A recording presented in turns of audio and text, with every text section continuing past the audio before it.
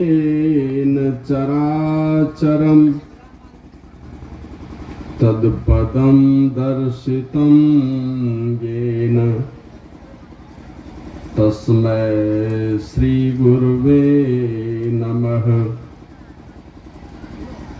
अज्ञानतिमिरान्धस्य ज्ञानाञ्जनशलाकया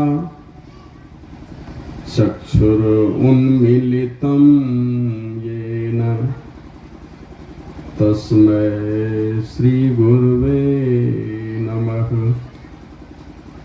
गुरुर्ब्रह्मा गुरुर्विष्णु गुरुर्देवो सदाशिवः न गुरोरधिकः कश्चित् त्रिषु लोकेषु विद्यते।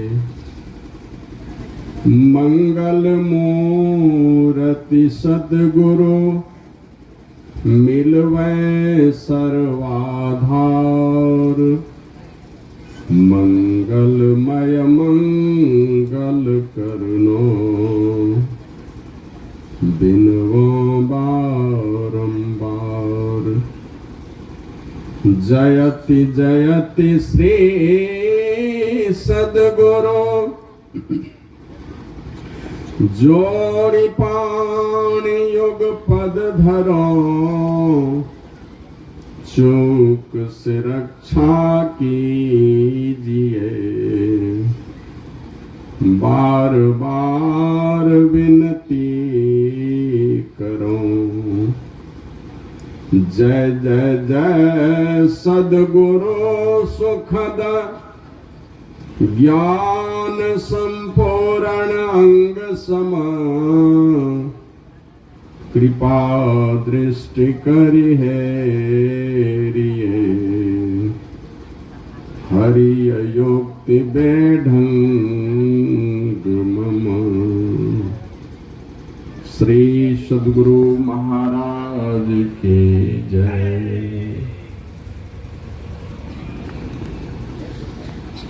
सर्वत्र विराजमान परमात्म स्वरूप विश्व वंदनीय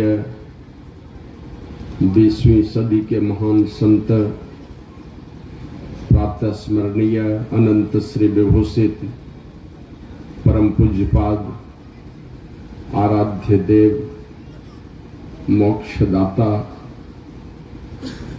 सद्गुरु महर्षि में ही परमहंस जी महाराज के त्रैलोक पावन युगल चरण कमलों में मैं अनंत अनंत बार नमन निवेदित करता हूं। लोक कल्याणकारक जगत उपकारक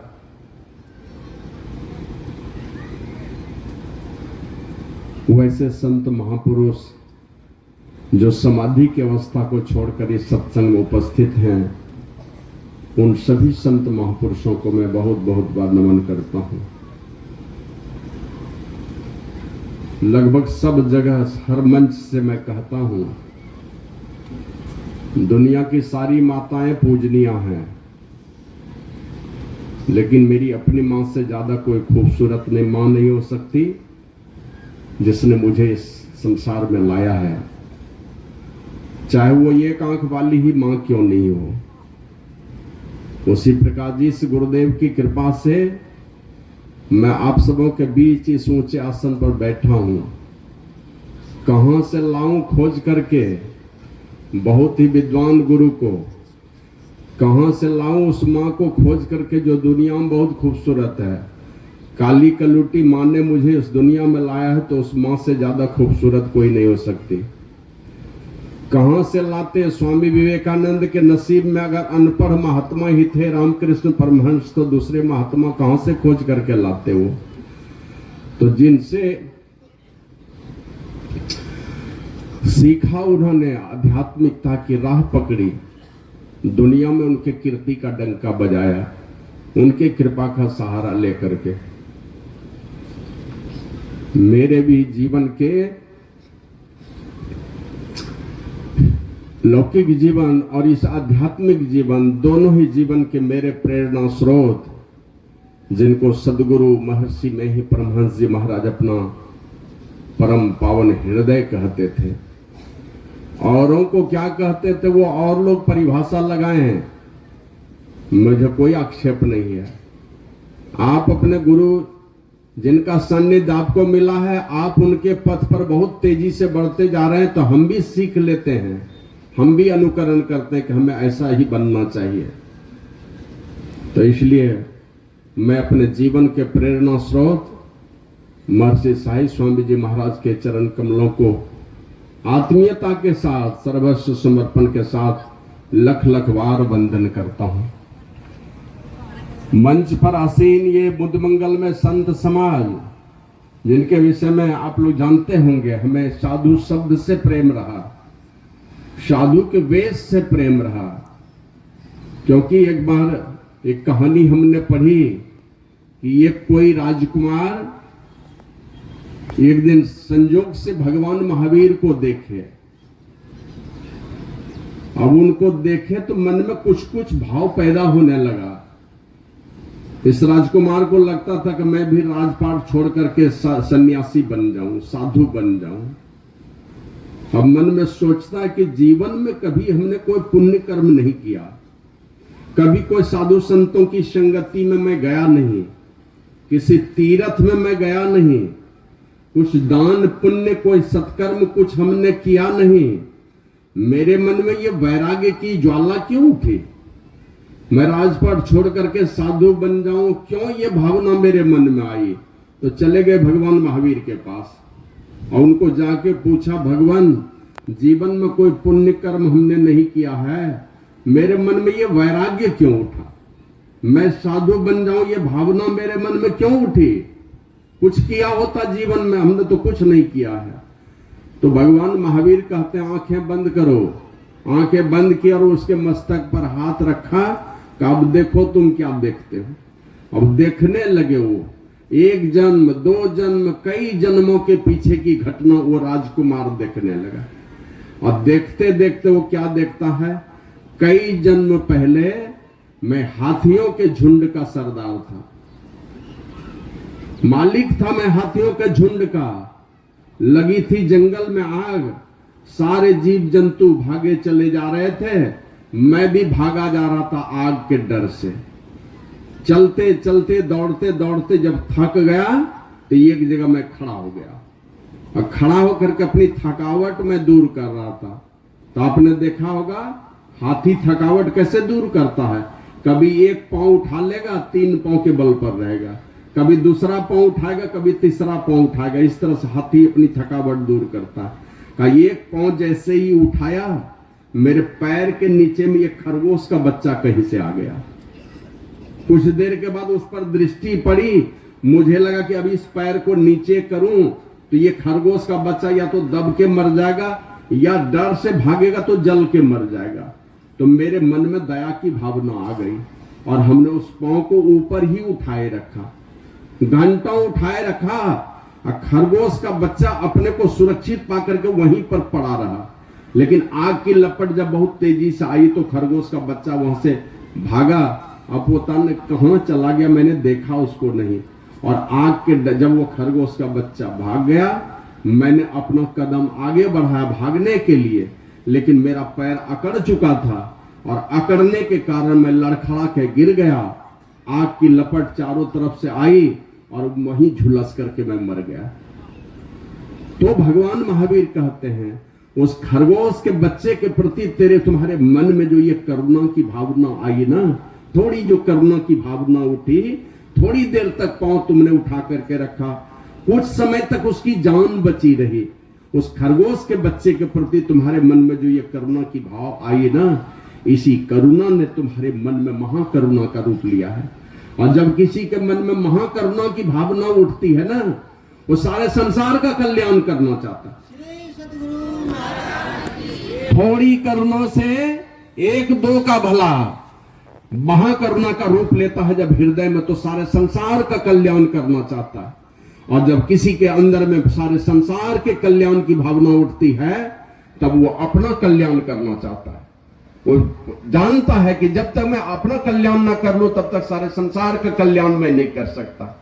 तो सारे संसार की कल्याण की भावना ने तुम्हारे मन में ये वैरागी भाव पैदा कर दिया। तुम अपना कल्याण करना चाहते हो ताकि सारे संसार का मैं कल्याण करना चाहूं, सारे संसार का कल्याण कर लूं। तो उसी प्रकार जब मन में इस प्रकार की भावना उठती है, सारे संसार का कल्याण हो जाए, इसीलिए मन में वैराग्य भाव पैदा होता है। और वैराग्य भाव पैदा होता है, वे ही साधु संत बनते हैं, साधु के डगर पर चलने की कोशिश करते हैं। ऐसे बाबा कबीर की वाणी में आया, झूठ मूठ के लिए सचमुच हो, सचमुच खेले बिरला को। झूठ मूठ के खेलते खेलते सचमुच हो जाता है। सचमुच खेलने वाला तो कोई बिरला ही होता है। और जो कोई खेले मन चितलाए, होते होते होइए जाए। तो इसलिए ये साधु संत जो हैं जिस डगर पर चले हैं, एक नहीं, आपको याद होगा अखिल भारतीय महासभा के हमारे माननीय अध्यक्ष महोदय रहे, बड़े ही त्यागी बैरागी लोग थे, जिनको गुरु महाराज ने कसम खिलाया था। वो थे माननीय हुलास चंद्र उंगटा जी, नौगछिया के रहने वाले थे। कसम खिलाया था प्रयागराज के अखिल भारतीय में, का ये हुलास बाबू आपने त्याग पत्र दे दिया अध्यक्ष पद से। का जी हुजूर, का आप हमें क्या मानते हैं? का आप हमारे गुरुदेव हैं। हूं कि केवल मानते हैं? का नहीं हुजूर, आप हैं हमारे गुरुदेव। तो गुरु के आदेश की अवहेलना होनी चाहिए? का नहीं। का तो फिर मेरा ये आदेश है कि आप मैं जब तक जिंदा हूं, ये महर्षि मेही का शरीर जब तक रहेगा, आप अध्यक्ष रहिएगा। मानिएगा मेरे इस आदेश को? नहीं मानिएगा तभी मैं अन्न जल छोड़ दूंगा। बोलिए मानते हैं कि नहीं? का जी हुजूर मानते हैं। का तब मेरा ये दूसरा आदेश है कि आपका शरीर जब तक रहेगा तब तक आपको अध्यक्ष रहना है। मानते हैं? तो गुरु महाराज उनको अपने हाथों से माला पहनाए, बोले आप जब तक सशरीर हैं आपको अध्यक्ष रहना है। वो हुलास बाबू आए थे यही पूज्य बाबा के श्रद्धांजलि समारोह अंतिम में। तो एक बात कहते, आप लोगों को याद होगा, जो सुने होंगे गौर से तो याद होगा, वो यही कहते, महर्षि साई स्वामी जी महाराज ने एक दो नहीं कम से कम 500 सन्यासी बनाए, हो सकता है उससे भी ज्यादा बने होंगे। सब इसी भावना से, इसी बैरागी भाव से चलेंगे तो 1500 शाही स्वामी पैदा होंगे इसी संत मत में। तो इसलिए ये सारे के सारे उसी रास्ते के पथिक हैं, ये सारे साधु संत। आज नहीं तो कल जैसे सारी नद और नदियां महासागर की ओर चली जा रही हैं। भले कोई है यहां से सुंदर नदी में जाए, कोई गेरुआ नदी में जाए, वहां से गंगा नदी में जाए, वहां से सागर में जाए, एक न एक दिन प्रशांत महासागर में उसको पहुंचना है, क्योंकि अंतिम मंजिल वही है। मन में जब भावना उठती है अंदर में उस परमपिता परमात्मा को प्राप्त करने की, तो कोई सचमुच बनते हैं, कोई देखा देखी में बनते हैं, लेकिन मंजिल उधर ही है। बनावटी भी अगर कुछ बनने का भाव है तो इसका मतलब अंदर से वही भाव है। तो इसलिए मैं मुद मंगल में संत समाज, जिसमें मुख्य रूप से अत्यंत ही प्रखर वक्ता और इनके जवाब उम्र को भी हमने देखा है कितना संघर्ष किया है संत मत के लिए। मैंने किस पदाधिकारी जाना, पूज खास करके पूज्य बाबा शाही स्वामी जी महाराज के लिए तो सारा जीवन झोंक दिया, सारी जवानी, और अब तो सुने ना 70 पार कर गए। तो इसलिए अब तो बुढ़ापे की ओर कदम बढ़ा है। एक न एक दिन जाएंगे जरूर, लेकिन ये जाने की बात हम लोग नहीं सोचते हैं। पूज्य बाबा का कभी कभी लोग भजन गाता ना, उठा उठा उठो बाबा, आंख खोली ताका बाबा, हम वो भजन आज तक नहीं सुनते, बंद करा देते हैं। किसी काय बोलते हैं, अंतिम में देखे कोई अपना फोटो छपवाने के लिए वो जर्जर शरीर वाला तस्वीर छापेगा। अरे क्यों ऐसा नकारात्मक तस्वीर डालते हो?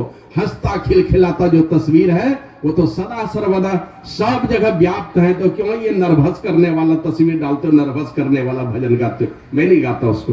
तो इसलिए मैं इन सारे साधु समाज को नमन करता हूं, और बड़ा ही अच्छा लगा जिनके तपस्या के बल पर ये 1 महीने का कार्यक्रम, 31 दिनों का ध्यान साधना शिविर बड़ा ही शांतिमय ढंग से, शुरू में कम लोग आए तो लोगों को लगता था पता नहीं कैसे ये कार्यक्रम होगा, लेकिन धीरे धीरे 1 दिन 2 दिन करते करते ये काफिला बढ़ा, तो सब लोगों के ध्यान के चलते, तपस्या के चलते बड़ी भांति ये संपन्न हो गया।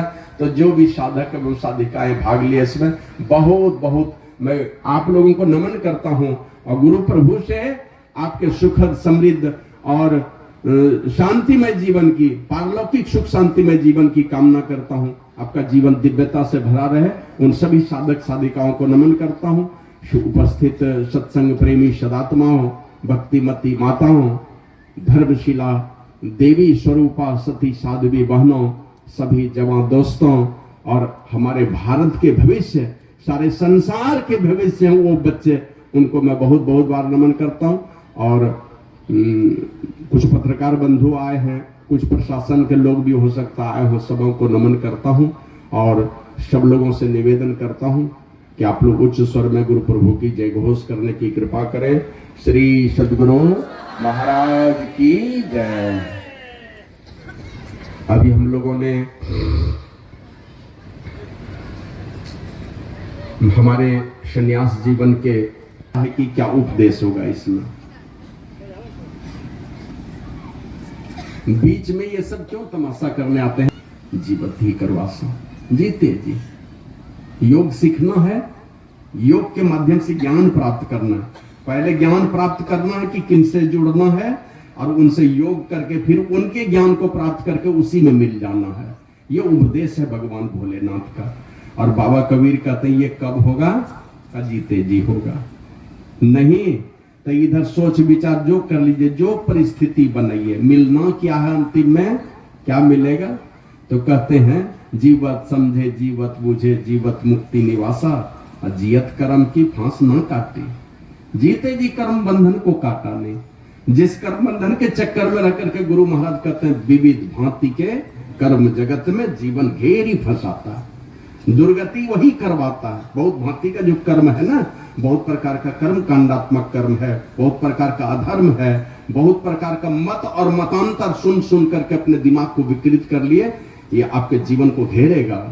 बचाएगा कौन, तो कहते हैं बाबा देवी कहें, और उसी बात को मेही बाबा कहते हैं। बाबा देवी साहब ने कहा, उसी बात को मेही बाबा कहते हैं कि सदगुरु गुरु ही बचाता है। गुरु प्रभु को गुरु ही बचाएगा विविध कर्म के बंधनों से, आपको निकालने का तरीका बताएगा, गुरु का गुरु बताएगा, गुरु का भजन भेद बतलाएगा। उसी को फिर हम लोग सुने बाबा कबीर के बाद सूरदास जी महाराज की वाणी में, जा दिन मन पंछी उड़ी जाई है, ता दिन तेरे तन तरवर के सबे पात झड़ गई है। जिस यही पाठ हुआ था सूरदास जी महाराज का, ता दिन तेरे तन तरवर के सबे पात झड़ जाइए। उस दिन सारे पत्ते झड़ जाएंगे, इस तन रूपी तरवर के सारे पत्ते झड़ेंगे। इस तन रूपी तरवर के ये रिश्ते नाते जगह जमीन कर कुटुंब परिजन जो भी हैं, ये सारे पत्ते हैं इस तन रूपी तरवर के, ये सारे झड़ जाएंगे। और कहते कहते सूरदास जी महाराज कहे, नर बपू धर जो जन नहीं गुरु के, जम के मार्ग दई है। मनुष्य का शरीर धरे हो, होशियारी कर लो, चलो गुरु प्रभु के मार्ग में, संतों के मार्ग में चलो, महापुरुषों के मार्ग में चलो। तुलसीदास जी महाराज भी कहते हैं, संत संग अपवर कर। महापुरुषों की संगति में चलोगे, धीरे धीरे मुक्ति के तरफ बढ़ते जाओगे।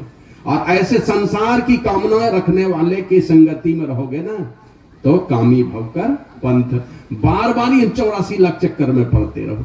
तो सूरदास जी महाराज कहते हैं, नर बपू धर जो जन नहीं गुरु के, जम के मार्ग जई है। क्यों बेवकूफी करते हो, जम के मार्ग में क्यों जाना चाहते हो। सबसे होशियार, सबसे सिरमौर शरीर जो देवताओं को दुर्लभ है, ये शरीर पाकर के गुरु के मार्ग में नहीं जाओगे तो जम के मार्ग में जाओगे, है ना। और जम उस मार्ग के विषय में बाबा कबीर वर्णन करते हैं, एक तो अंधेरी कोठरी जा में दिया न बाती हो, बहिया पकड़ी जम ले चले, कोई संग न साथी हो, कोई नहीं साथ देगा आपको। तो इसलिए उस, और अंतिम में क्या होगा, सूरदास जी महाराज कहता है, सूरदास भगवंत भजन बिनु वृथा सो जन्म गवैया। परमात्मा के भजन के बिना रह जाओगे, व्यर्थ ही में जन्म गंवा करके चले जाओगे। और चंदवानी माया या संसार हाट बनिया को सब ही सौदा लायो, कौन कियो दाम चौगुना कौन मूल गवायो, भजन बिन बावरे तूने हीरो सो जन्म गवायो। ये हीरा जैसा जन्म गंवा दिया। एक आदमी आया, इधर से सब्जी लाद लिया पीछे में 1-2 कुंटल, और दारू पी लिया रास्ते में, गया सब सब्जी लेकर के नाला में गिर गया।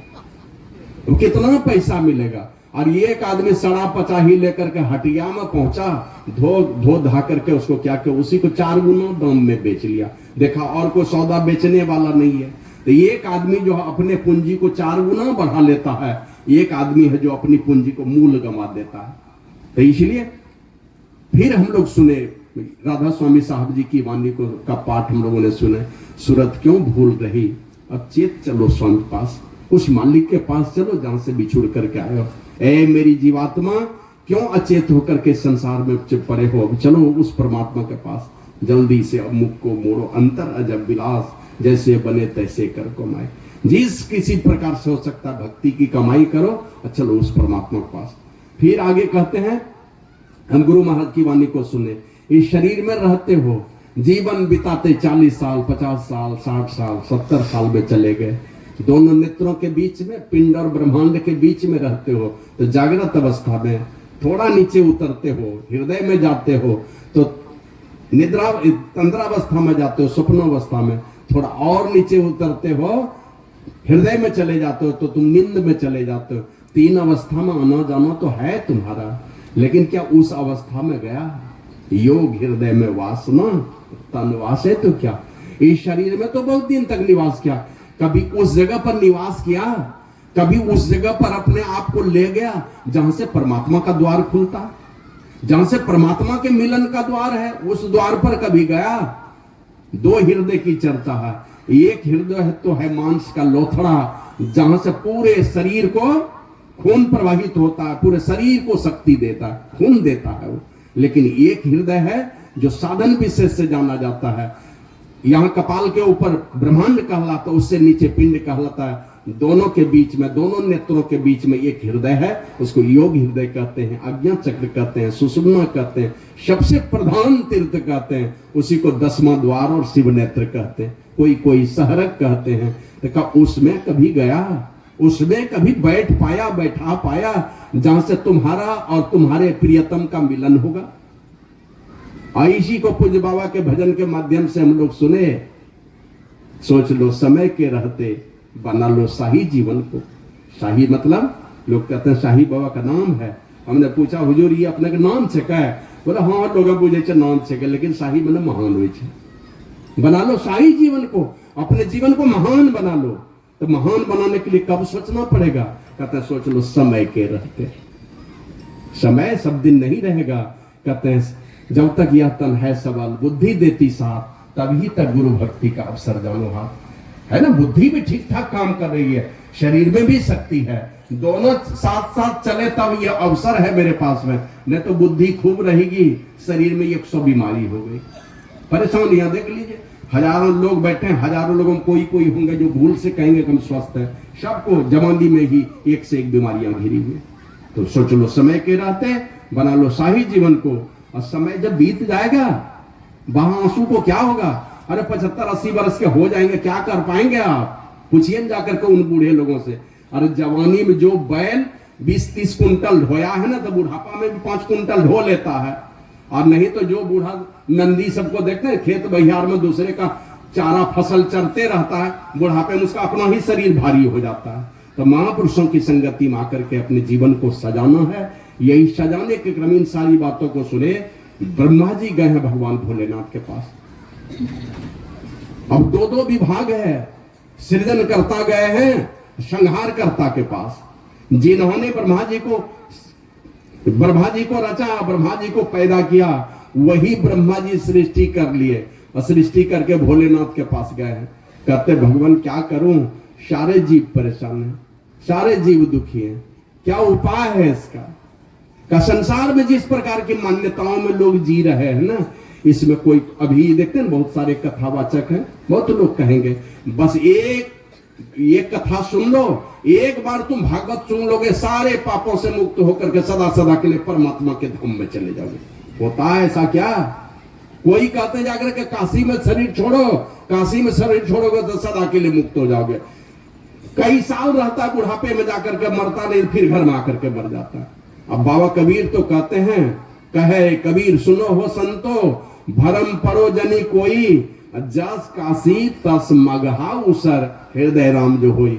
अगर काशी में शरीर छोड़ने से मुक्ति होती है, और उसके उल्टे एक किंवदंती है कि मगहर में शरीर छोड़ोगे तो दुर्गति हो जाएगी, कि तब तो बेकार ही ना परमात्मा का भजन किए, राम जी का भजन किए। जब मगहर में शरीर छोड़ेंगे और हमारी दुर्गति हो जाएगी तो राम जी का भजन किए ही का है। और राम जी का अगर भजन किए हैं तो लोग काशी में जाके मर के मुक्ति चाहते हैं, हम मगहर में जाकर के शरीर छोड़ेंगे, देखते हैं कि हमको कौन मुक्ति नहीं देता है ना। लोकामति का भोरा रे, जो काशी तन तजे कबीरा, राम ही कौन नहीं हो रहा रे। कबीर साहब कहते हैं कि अगर काशी में ही शरीर तजने से मुक्ति होगी तो काहे के लिए राम का निहोरा करने जाएंगे। और अगर जीवन में हमने राम का निहोरा किया है, राम को ही सार हमने माना है, और ऐसा करके अगर हमने भजन किया है तो हम मगहर में जाके शरीर छोड़ेंगे और इस मिथक को तोड़ेंगे। ये जो संशय फैला दिया है संसार में कि काशी में शरीर छोड़ने से मुक्ति होगी और मगहर में शरीर छोड़ने से दुर्गति होगी, हम मगहर में जाके शरीर छोड़ेंगे, देखते हैं हमको कौन नरक में ले जाने वाला है। श्री सदगुरु महाराज की जय। तो भगवान भोलेनाथ के पास ब्रह्मा जी कहे, कहते हैं भगवान आपका आदेश हुआ, हमने सृष्टि कर दी, अब मर्जी जब किन्हीं की होती जितनी सृष्टि कर लो। देखते हैं अपने यहाँ जितना खाना है खा लो, तो दिन भर चलते रहता है, कोई रोक टेक नहीं, कहीं गोदाम में ताला लगा हुआ नहीं है, सब मालिक है यहाँ पर। तो ब्रह्मा जी को औकात दे दिया सृष्टि करने का, सृष्टि कर लिए। और जब परेशान हो गए एक दो, जब देखते हैं ना लक्ष्मीपति परमहंस जी महाराज कहे, जालिम जोर युवापन आए, ब्याही लायो सुंदरी, हरिपद सुधा छाड़ी नि सेवासर पीवत विषगरी।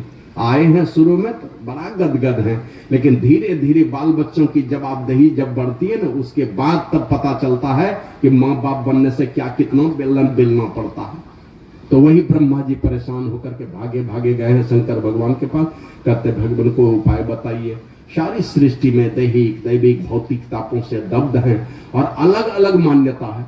हम लोग रामचरितमानस के पाठ में पढ़ते हैं, जो पर लोग यहाँ सुख चाहो, सुनी मम वचन हृदय दृढ़ गहो, सुलभ सुखद मार्गी अभाई, भगति मोरी पुराण श्रुति गाई। ये मेरी भक्ति है, श्रुति ने और पुराण ने, मतलब वेद ने और पुराण ने मेरी भक्ति का बखान किया। किसके लिए?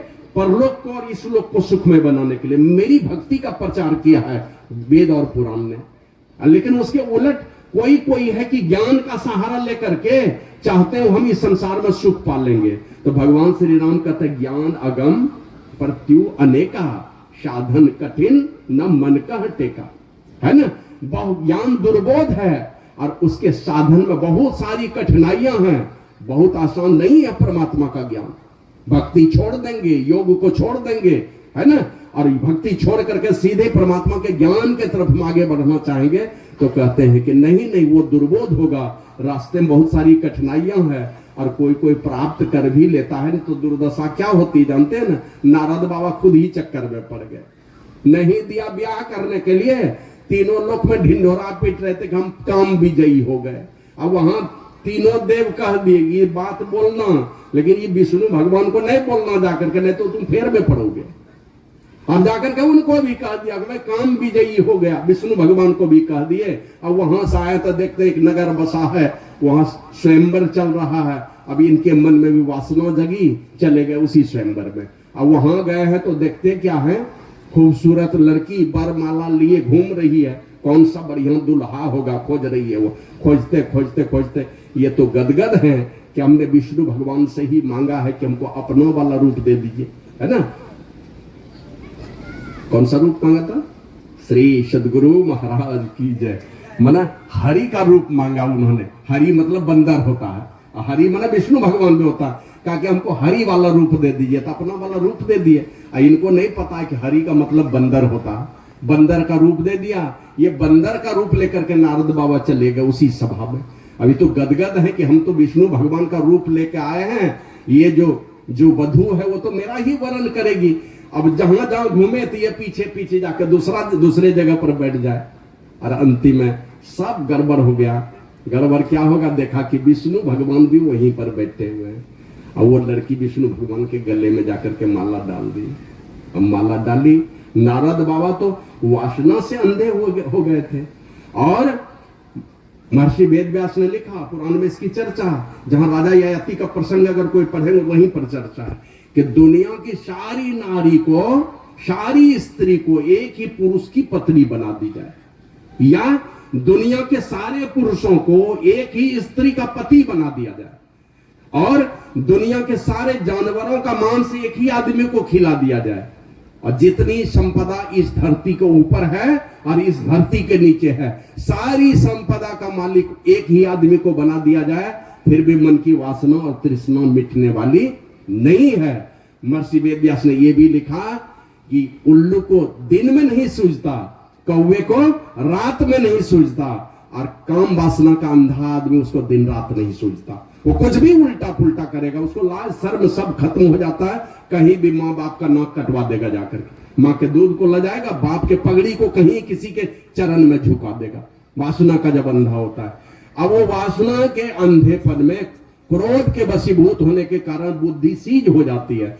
बुद्धि सीज होती है तो निर्णय लेने की क्षमता खत्म हो जाती है, और निर्णय लेने की क्षमता खत्म हो जाएगा, सब उलट पुलट काम होने लगता है। शाप दे दिया जाकर के विष्णु भगवान को ही कि आप जिस प्रकार मैं अपने पत्नी के वियोग में तड़प रहा हूं, शादी नहीं करने दिया आपने, तो उसी प्रकार आप भी तड़पेंगे। आपको भी पत्नी के वियोग में बानर का सहारा लेना पड़ेगा। इस संसार में आपको आना पड़ेगा, बानर का रूप दिया, आपको बानर का सहारा लेना पड़ेगा। ये सब कह दिए, साप दे दिए। अब बाद में तड़पते हुए देखे, ए खग, ए मृग, ए मधुकर श्रेणी, क्या देखी सीता मृग नहीं देखा कि एक तब सच्चिदानंद परमात्मा है, दूसरे तरफ पत्नी के वियोग में तड़प रहे। तो नारद बाबा को हंसी आई, कहते भगवान अगर ब्याह करने देते वहां हमको तो आप तड़पते इस तरह से। तो भगवान श्री राम ने उनको समझाया कि वत्स, इस संसार में देखे हो एक छोटा बच्चा है, छोटा बच्चा जब सांप बिच्छू कुछ पकड़ना चाहता तो मां बचा लेती है उसको, भले अपने जल जाएगी लेकिन वो अपने बच्चे को नहीं जलने देगी। कुछ दिन पहले आप लोग भी देखे होंगे, एक ट्रेन में आग लग गई, हमने देखा फेसबुक में डाला था उसको। एक ट्रेन में आग लगी और एक मां जल रही है भीतर में, और अपने हाथ से अपने दूध मोह बच्चे को ऐसे खिड़की से टपा दिया, हाथ इस तरह से पूरा शरीर इधर झुलस रहा है कि कोई मेरे बच्चे को बचा लो, खिड़की से पार कर दी, अपने जल के मर गई, बच्चा कोई बचा लिया उसको। तो उस प्रकार छोटा बच्चा जब सांप बिच्छू पकड़ना चाहता है तो मां दौड़ करके बचाती है। गाय का बच्चा, छोटा बच्चा हो, उसको होश हवास नहीं है तो आग में कूदना चाहता है, तो गाय आगे जाकर के आग अपने आग के सामने हो जाएगी, बच्चे को उस आग में जाने नहीं देगी। उसी प्रकार इस संसार में दो प्रकार का पुत्र, एक नादान पुत्र जो होता है ना, मेरा जो भक्त है वो नादान पुत्र के समान है, और जो ज्ञानवान पुत्र है वो मेरे जवान बेटे के समान है। दोनों बेटे के साथ मां का प्यार उतना ही रहता है, लेकिन दोनों प्यार में क्या होता है, बच्चे के साथ प्यार का जो प्रदर्शन है, बच्चे के साथ जो हाव भाव मां दिखाती है ना, वो प्रदर्शन जवान बेटे के साथ नहीं दिखा सकती। प्रेम तो कभी कम नहीं होगा, क्योंकि उसको तो पता है ना कि इस बेटे के शरीर के किस भाग में दाग है कि क्या है, मां से कुछ छुपा हुआ थोड़े है, मां तो सब जानती है। तो इसीलिए बड़ा हो जाने के बाद भी, जवान हो जाने के बाद भी प्रेम कम नहीं होता है। लेकिन जो प्रेम का इजहार है ना, जो हाव भाव है, जो नादान बच्चे के साथ होता है, वो जवान बच्चे के साथ नहीं होता। का नारद बाबा को समझाया राम जी ने कि जो छोटा बच्चा है, जो भक्त है मेरा, वो नादान बच्चे के समान है, और जो जो ज्ञानी भक्त है वो मेरे जवान बेटे के समान है। जो नादान है ना, जो भक्त है, उसको मेरा अपना बल है, और जवान जो है यानी ज्ञानी भक्त जो है उसको अपना बल है। लेकिन अपना बल कभी कभी धोखा दे जाता है, माने ज्ञान का बल धोखा दे जाता है, भक्ति का बल कभी धोखा नहीं देता, क्योंकि एकमात्र उसको परमात्मा का भरोसा रहता है।